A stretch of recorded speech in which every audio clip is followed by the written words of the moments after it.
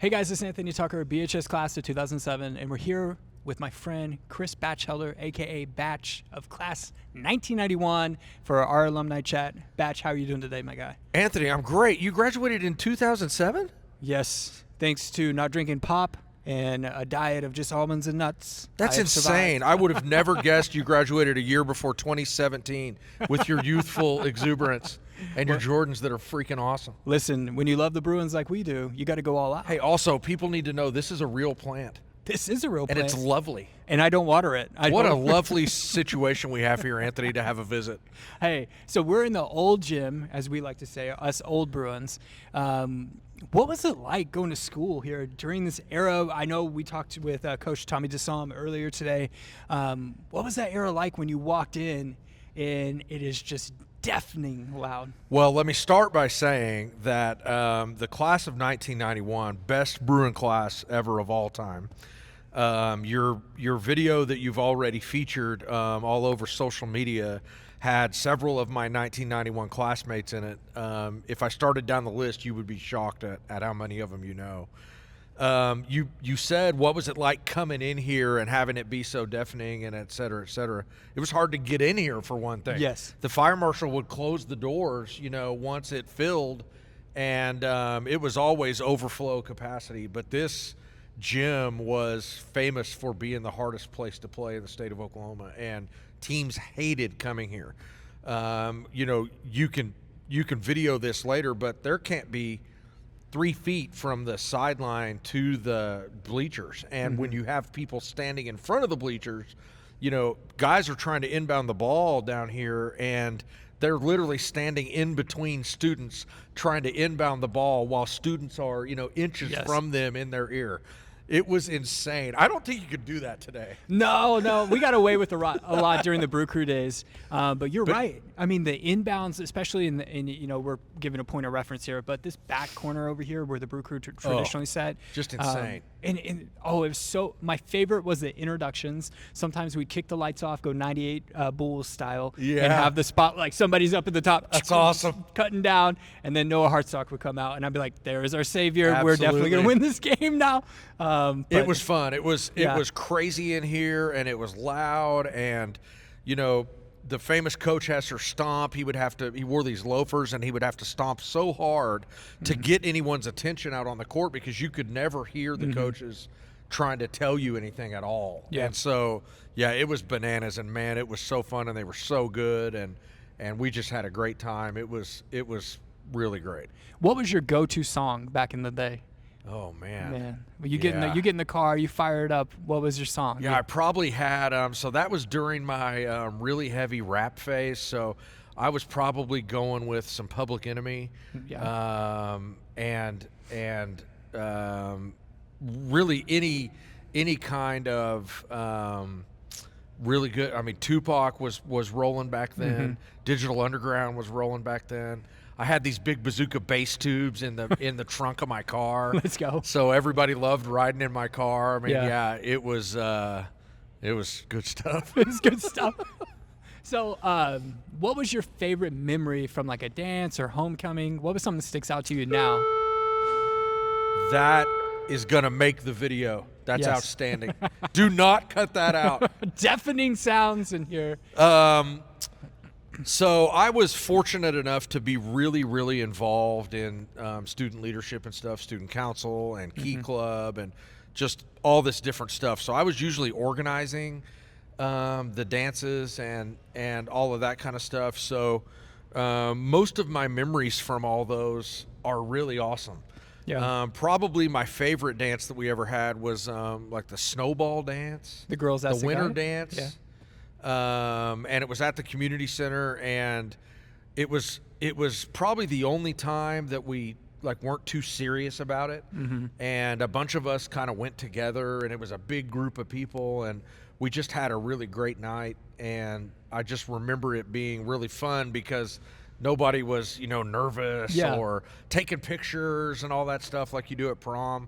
And so that made it a lot more fun. And there's a bunch of pictures from that night that we still kind of float around every now and then. Yeah. Especially one with me and kind of all my best buddies lined up on the stairs. And we just had a really good time. But honestly, anything we did like that during those years was really fun. It was just, we had a really great class, really strong friendships, and we're just always having a good time. Pre-internet days. It was pre-internet days for sure. Yeah, we didn't have a lot of distractions. We were playing, headlight tag, Yes. all around town and doing all kinds of crazy stuff. This is the best one. You ready? Yes, let's go. So we used to play rock, paper, scissors all the time, or dice farkle.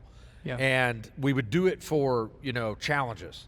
And so on one of them we were playing this game, dice farkle, and the loser had to walk from the trailhead of Pathfinder right over here by the high school all the way to the Wesleyan Church by themselves at 2 a.m. And so all the rest of us went out there, along the way just to scare, and it was to terrifying. encourage them, right? To encourage them. Yeah. It was terrifying even just being out there to scare somebody. It was scary. Yeah. Yeah, that was a fun one. We did all kinds of stuff like that. Yeah, but we did tons of that too. But it's just stuff that kids, they're like, you're just going to go outside at 2 o'clock in the morning and harass your friends and have a good time. And that speaks a lot to kind of the culture of the community. Our parents were never really scared about where we were. They were never nervous that we were, up to no good or anything like that. It was just, it's one of the great things about living in a small town is just you just kind of have this insulated ability to be able to go out on your own and do stuff that's fun, and nobody ever really worries about it, and everybody kind of looks out for everybody else. It was those growing up years were awesome. They were, and when the street lights would come on, and you'd go 100%. home. And I grew up going to the Boys and Girls Club on the west side. Absolutely. Keith is still there. I Oh, see yeah. Keith Gorey. But I still see Delbert Brooks all the time. It's just he moonlights fixing carts and stuff out at the country club, and I talk to Delbert about those years all the time. they were the best. Flag football was really tackle football, if I'm going to be honest, Absolutely. at our turnoff fields. I got some VHSs to prove. Roughing the passer was not a thing Oh, back yeah, in the no, day. it's not a thing. Yeah. So speaking about the beauty of our small town, I imagine your day-to-day now in your role batch with BDA is you're like the flex seal guy when there's like, the water coming out. Right. And so like you're like seeing tax dollars coming out or leaking out of our community. Yeah. You're just like patching it. We need new core jobs, primary jobs. You're just patching it That's up. a great way to put it. In fact, we talk about the leaky bucket theory all the time. But yeah, I love being in a capacity now where I've been blessed. Leave it in. I got you. I've been blessed enough to be able to come back now. This is actually my second time to return back home. I keep trying to fool myself into leaving here, and I just keep coming back. But I'm really lucky to come back now in a capacity where I can sell the community outside the community, which is a really great privilege. Because what it does is it kind of every day as you're given that pitch and stuff, it kind of reminds you of all the great things about Bartlesville because I'm saying it all the time. Yeah. I'm getting to tell others about it all the time. Here are the reasons that you really need to consider making Bartlesville, the next choice for your expansion or moving your company somewhere. And here's X, Y, and Z of why that is, whether it's schools, healthcare, safety, just parks and rec, all the things people look for. And I get to kind of pitch it every day, which is a great reminder to me of why we're so lucky to live where we live. And now we're late. Now we're late. Now we're late to class. Yeah. No, it's true. And I think we're super blessed to have you in that position because Batch, the community inside and out. You're connected with everything. And what better to have somebody who grew up here, like you were talking about, 2 a.m. on the Pathfinder. Nobody was worried about it. Like, the beauty of this community. And that's why, in all honesty, all puns and laughter aside, like, shout out. I appreciate it. No, for sure. I appreciate it. And again, I love it. This is just, I tell people all the time, but it's just the best life here. And there's so many reasons for that. It's a great place to raise a family. Like I said, it's a safe community. Our schools are the best in the state. We've got the best superintendent in the state of Oklahoma. We've got the best city manager in the state of Oklahoma. They've made that official recently. Yes, they did. And, there's just reason after reason to absolutely love this life here. It's just such an easy living. Yeah. And we all take care of each other. Like I said, we all look out for each other. It's just kind of this little hamlet of a time that seems to have moved on, except here. Yeah. And there really is something special about that. And again, professionally, I love getting to sell that all the time. But I also love telling that story whenever I can. I mean, there's a reason we all get involved in so much stuff, and it's because it's easy to work on behalf of this community. Yeah, and when you care about our community like we do, and many of our classmates that are here, Yeah. it's why can't I do that? I know. You know, so you get involved, and sometimes, yeah, when you're in a small community, and you've seen this in other communities, there's a limited capacity of leadership and want to, for the Yeah. most part, but that's non-existent in our community, in my opinion, and especially we see that with all of our great nonprofits, thinking of Lisa and the Brew team there at United It's Way. incredible. We are this small little micropolitan that has somehow just continued to shine. I know it. And to set an example, like Reagan said, you know, about America as the city up on or the shining city on a hill. Yeah. And I believe in that. And I think it takes us motivating that next generation, speaking of your son who just graduated Yeah. last year, to come back. And maybe it's not in 5 years, maybe it's not in 10 years, but there is a reason and a path to come home. I mean, when we had our first girl, I was working in California in my corporate life, and it's like, we got to get back home. Yeah. And now we've had our second kid, and my wife has gone into business with another practice as Yeah. an optometrist, and it's just Yeah. like, why not plant roots? Like, Agree. So- Yeah, same thing for me, where I've left a couple of times, and you just keep getting drawn back to the quality of life here, and there really is something to it. And again, I know we're working toward homecoming this year in 2024, and anytime people come back, you can tell they immediately they feel all that again, and are reminded of just how great times are here. And you know, it's not just in high school. You know, I'm having the best years of my life now at 51, and I never would have dreamed that I would come back and live here. Yeah. And I don't ever want to leave again. Yeah. It's great. Now, speaking of times, what do you think the #1 movie was in 1991 at the box office? Oh, wow. This person was governor once, who was the lead actor in this movie. The person that was the lead. Okay, so it's a Schwarzenegger movie. Yep. True Lies. Terminator 2. I'll Oh, be back. really? Yeah. Terminator 2 would have Terminator been 2. 91. That's incredible. So there was also Silence of the Lambs, Boys in the Hood.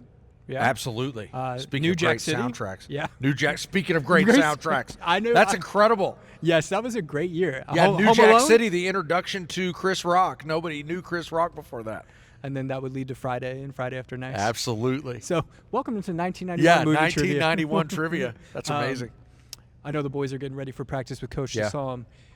Kind of talk to me about, as we lead up to this Friday, the Bruins are going to be at home for the first time, taking on the Collinsville Cardinals, and Batch is the stadium voice of the Bruins. I can hear him from my yard. I not was too going to far. say, much to the chagrin of you and all of your neighbors. I know, Who I hear from all year. I literally am outside with my kids, and I just Yeah. take a video and I send it to them. It's I'm like, hilarious. if football season is here, go Bruins. Yeah, Denver and Valley hate me. We love you, Batch. It's a love-hate relationship. I think it's the night of champions is like what we talked before. Yeah. It's like football's about here. I know. Usually I'm at the game anyways. I love it. But, well, and if you want to hear more of Batch's football thoughts when area high school football, tune in to Tailgate Talk. Tailgate Talk on on Spotify. Yeah. I always text or them- wherever you download Where- podcasts. wherever you Tailgate Talk. Go Like- find it. Like and subscribe to Yep. Batch. But I always send them like, here's my takeaway from this episode. Yeah, you did. So I love it. You got to keep that coming because that lets us know we have listeners. So confirming that we have actual listeners is very important to the I podcast will host. proudly say I listen to Good. Tailgate Talk on Okay, well, Spotify. you'll love this that we recorded today. Okay, Nighthawk. It gets me every time when Nighthawk. you say Nighthawk. And Revar's on there. So the Bruins will have an away game at Sand Springs, and then we'll come home for homecoming. Yep. And what is one thing that people who are coming home, alumni within our alums, should do when they're back that probably didn't exist 10, 15 years ago? Yeah, so I think there's a lot of those kinds of things. But I think we're having a little get-together from 4 to 6 on Friday night of the homecoming game at Cooper and Mill as kind of the unofficial gathering place. And I think that's going to be a great time for alumni to see each other, relive old memories, have a few beers before the game. I think that's going to be awesome. I'm a big parade guy. Oh, I love so parades. The parade Thursday night is a big deal for me. I love going every year, and I'm usually driving a float or something in it and getting to wave at everybody and all that. So I was fortunate enough to be the homecoming king in 1991, and so got to ride in the car and elbow, wrist, you learn it all. But yeah, I think the 4 to 6 at Cooper and Mill is going to be the thing I'm pointing everybody to that night, because even people that can't get in till Friday evening can swing by that. So I think that's going to be a great place for people to meet up. And then I'm always encouraging people to go to our local restaurants that weren't here when we were in high school.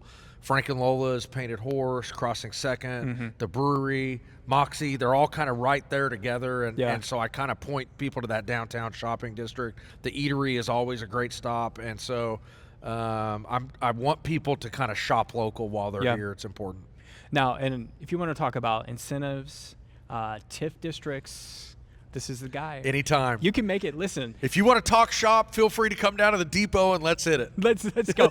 I did a drone video the other day. It didn't make the cut of this last video that went out, but I looked down and there's a guy just riding a scooter and he's looking up at the drone. And I about smoked, no kidding you, where Tate Boys is at that intersection, I about smoked the power lines. You can see in the video. Oh, gosh. And that would have been very I depressing. thought you were going to say the guy on the scooter bit it. That was the bit lead the up. curb. It fell on him. No, it didn't. Yeah. But there's so much good things going on in Bartlesville that you just got to come back home to see it. You got to come home. And again, I know Coach DeSalm is waiting to start practice, and this is the latest example of a Bruin coming home to, kind of in this era of life to give back to the district that did so much for him and have a chance to coach his alma mater. That's really special. But yeah, it's a great season to see all of our friends coming back and some of them moving home for jobs and stuff. So yeah, this has really been a fun time for me getting to see all these different people. Well, I appreciate it, Batch. Anthony, I got to say thank you for everything that you do, not just for Bartlesville High School, but for our community. It has been so great getting to know you better, and your passion for Bartlesville and this school district and all the things that you help promote is contagious. And so keep doing it. Keep doing this kind of stuff. We want more, Anthony and Chuck podcasts, and because that's a good time. But thank you for everything you do also. Well, I appreciate it. Feelings are mutual for you got Batch. It, buddy. Well, that was Alumni Chat with our guy Batch. Make sure you come back October 4th for Bartlesville Homecoming weekend. Thanks for joining us.